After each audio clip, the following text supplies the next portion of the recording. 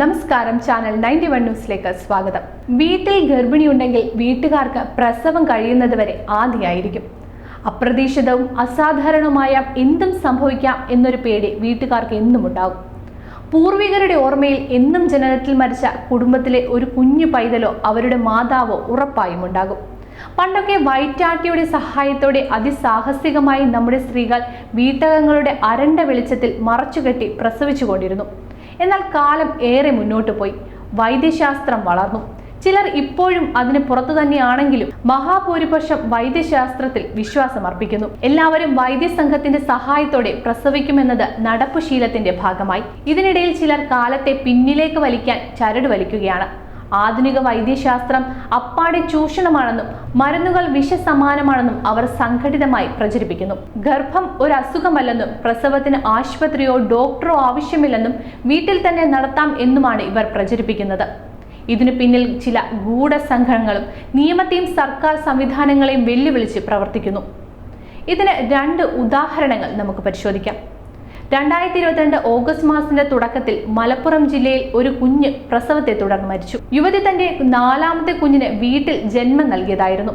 ആദ്യ 3 പ്രസവം സിസേറിയൻ ആയിരുന്ന യുവതിയോടും ഭർത്താവിനോടും പ്രസവത്തിൽ സങ്കീർണതയുണ്ടെന്ന് സിസേറിയൻ ആവശ്യമാണെന്നും ഡോക്ടർ അറിയിച്ചിരുന്നു. എന്നാൽ സിസേറിയൻ ഒഴിവാക്കാൻ ഭർത്താവ് വീട്ടിൽ പ്രസവിക്കാൻ നിർബന്ധിക്കുകയായിരുന്നു.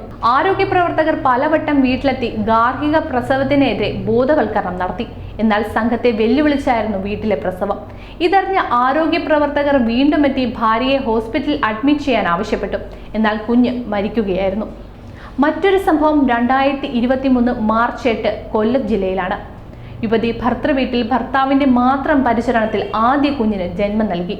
വീട്ടിലുണ്ടായിരുന്ന മറ്റുള്ളവർ പോലും അറിയാതെയായിരുന്നു പ്രസവം. ആശുപത്രിയിൽ പോകുന്നില്ല എന്ന തീരുമാനം ആരെയും അറിയിച്ചില്ല. ഒരാഴ്ച മുമ്പ് സ്വന്തം വീട്ടിൽ നിന്ന് ഭർത്താവിന്റെ വീട്ടിലെത്തിയ യുവതി പുലർച്ചെയാണ് പ്രസവ വേദന ഉണ്ടായത്. ശബ്ദമൊന്നും പുറത്തേക്ക് കേൾക്കാതിരുന്നതിനാൽ പ്രസവം നടന്നത് ആരും അറിഞ്ഞില്ല.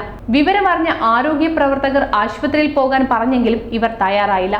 തുടർന്ന് വീട്ടിൽ തന്നെ മാതാവിനും നവജാത ശിശുവിനും പ്രാഥമിക ശുശ്രൂഷകൾ നൽകി. രണ്ട് സംഭവങ്ങളും ചില സൂചനകളാണ്. ആശുപത്രി സൗകര്യങ്ങൾ മനഃപൂർവ്വം വേണ്ടെന്ന് വെച്ച് വീടുകളിൽ പ്രസവിക്കുന്നവരുടെ എണ്ണം കേരളത്തിൽ വർദ്ധിക്കുകയാണ്. സംസ്ഥാന ആരോഗ്യ വകുപ്പിന്റെ കണക്കനുസരിച്ച് 2022-23 വർഷത്തിൽ 700-ലേറെ പ്രസവങ്ങൾ നടന്നത് ആശുപത്രികളിലല്ല. ഇതിൽ ആദിവാസി തോട്ടം മേഖലയിൽ ആശുപത്രിയിൽ എത്തിക്കാനുള്ള അസൗകര്യം മൂലമുണ്ടായ പ്രസവങ്ങളും ഉൾപ്പെടുമെങ്കിലും ഭൂരിപക്ഷം മനഃപൂർവ്വം വീട് തിരഞ്ഞെടുത്തവരാണ്.